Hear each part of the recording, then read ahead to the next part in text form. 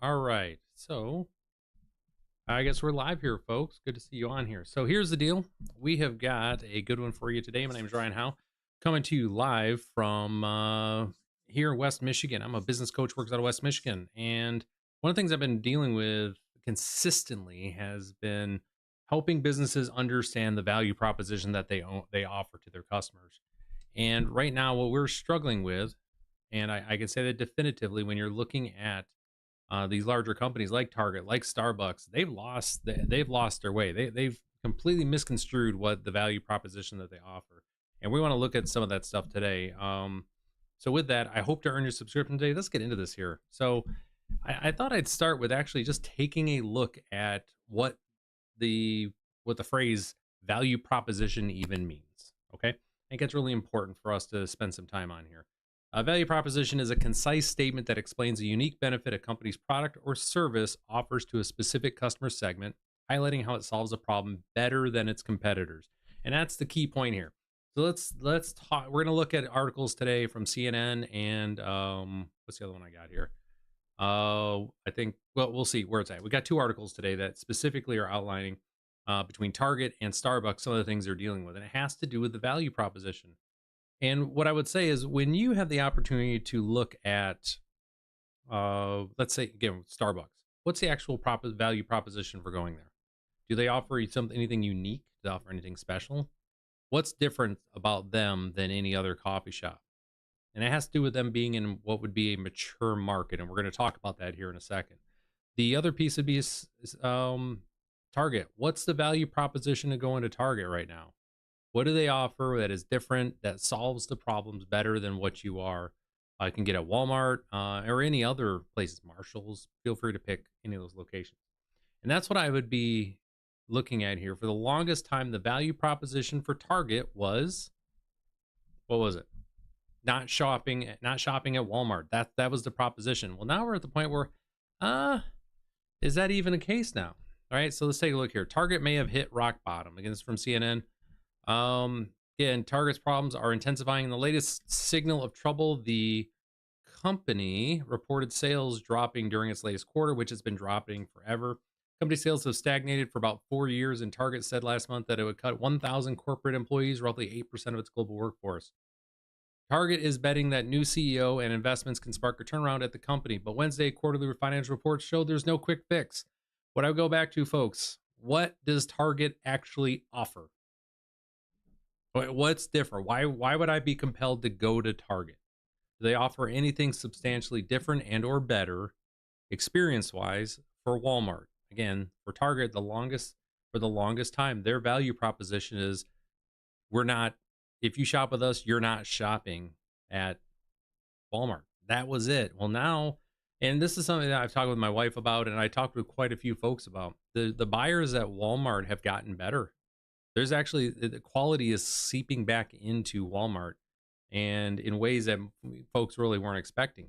So we're seeing this also, folks. We're obviously compressed as far as what we have for capital available in cash. So you have more people who are actively saying, "Hey, you know what? Yeah, I don't even want to have to pay the extra for the right to not go to Target. I'm just going to go to Walmart instead." That's what you're seeing. Other thing here that's happening now, let's go over to Starbucks. And this is another piece that I just want to make sure I touch on here is that, so when we're talking about Starbucks, Starbucks bets on Gen Z to bring back coffee house culture. So again, I'm not Gen Z, but I know a few, but let's just say in general, Starbucks created, and I would say for the most part, they created what would be the coffee house culture in the United States, right? They imported it from Europe and set it up. It's what they're known for. And what they've done is they've created the actual market. And in the world of business, there's something that's referred to as, what would be the overall business cycle that you're going to have within a new business, where it goes to something new. There's a growth phase, and then it becomes mature, right? Where there's many, many competitors that exist.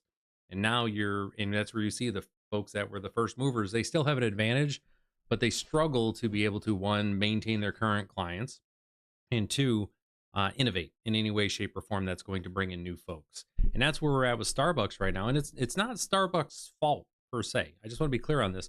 This happens in every single market.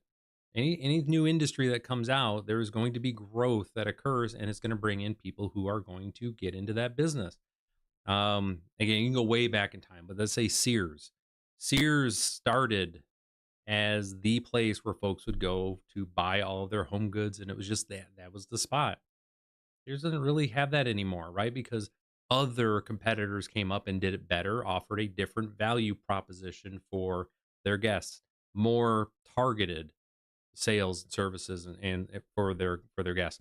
And that's what we're seeing right now. Now, there are plenty of coffee shops that are out there that offer, I would say, identical products and services that Starbucks has.